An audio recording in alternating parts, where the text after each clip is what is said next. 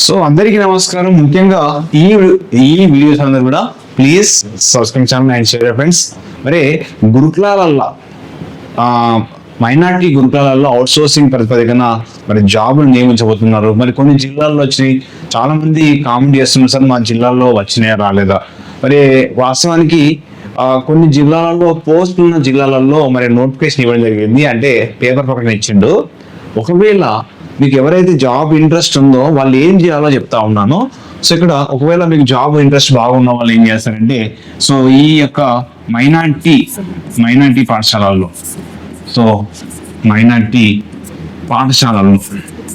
ఈ minority పాఠశాలల్లోని jobs ఉన్నాయి.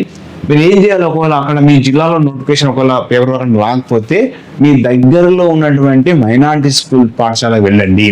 So మీ దగ్గరలో ఉన్నటువంటి మైనార్టీ పాఠశాలకు వెళ్ళి మీరు ఏం చేయాలి సార్ అంటే, అక్కడ ఆ మైనార్టీ స్కూల్లో అడగండి, సార్ ఇక్కడ ఈ జిల్లాలో ఏమైనా పోస్టులు ఉన్నాయా, లేదా అక్కడ ఉన్నటువంటి ఆర్ఎల్సీ ఆఫీస్ ఎక్కడ ఉందో తెలుసుకోండి.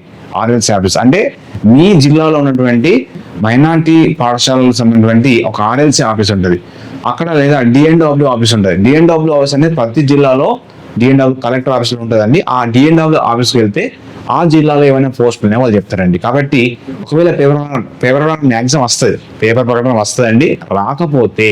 రాకపోతే ఏం చేయాలి సార్ అంటే, సో మీరు ఆ జిల్లాలో ఉన్నటువంటి మామూలుగా 205 పాఠశాలలు ఉన్నాయి. ఇవి టోటల్ గా ఎన్ని ఉన్నాయి సార్ అంటే 205 స్కూల్స్ ఉన్నాయి, టెంపరీ స్కూల్స్. తెలంగాణ అన్ని జిల్లాల్లో ఉన్నాయి. హైదరాబాద్ లో అయితే ఎక్కువ ఉన్నాయి వాస్తవానికి, హైదరాబాద్ లో. సో అత్యధికంగా మైనార్టీ పాఠశాలలు ఎక్కడ హైదరాబాద్ ఎక్కువ ఉన్నాయి.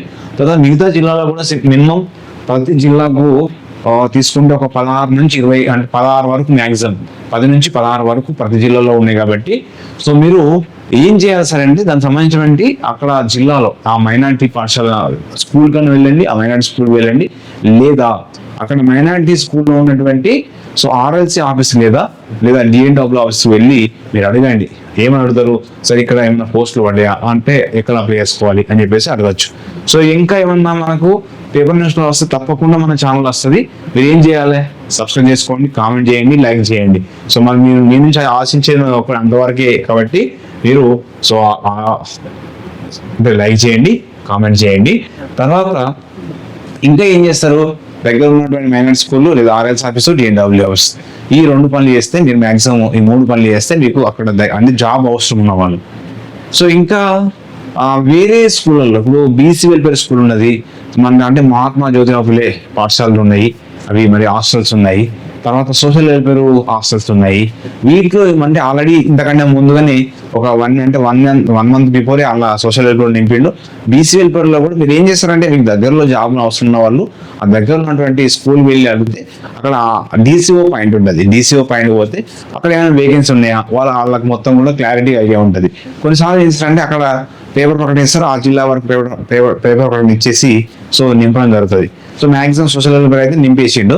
సో బీసీ వెల్ఫేర్ అంటే మహాత్మా జ్యోతిరావులో ఇంకేమైనా వేకెన్సీ ఉంటే వాళ్ళు కూడా నోటిఫికేషన్ వస్తే మన ఛానల్ వస్తుంది.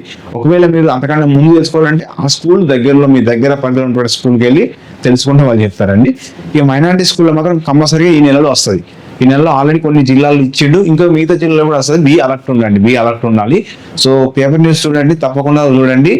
డిస్ట్రిక్ట్ లోకల్ న్యూస్లో వస్తుంది.